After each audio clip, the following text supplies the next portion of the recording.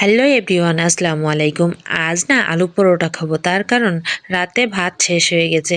তো মাঝে মধ্যে আলু পরোটা খেতে মন চাইলে আমি এভাবেই বানিয়ে খাই। তো একটা পেঁয়াজ কুচি আর দুটো তিনটে কাঁচা ঝাল কুচি নিয়ে ভেজে তারপরে একটুখানি নুন আর একটা আলু সিদ্ধ দিয়ে সুন্দর করে ম্যাশ করে নিলাম। তারপরে একটুখানি ময়দা দিয়ে একটা ডো তৈরি করলাম পানি ছাড়া। তো এখন আমার ডোটা রেডি, কিছুক্ষণ রেস্টে রেখে দিব।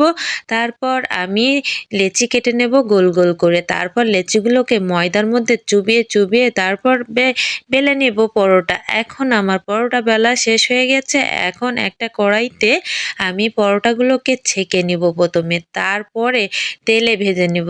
তো আমার আলু পরোটাটা কেমন হয়েছে অবশ্যই কিন্তু কমেন্ট করে জানাবেন। আর গরম গরম আলু পরোটা খাওয়ার কিন্তু টেস্টই আলাদা।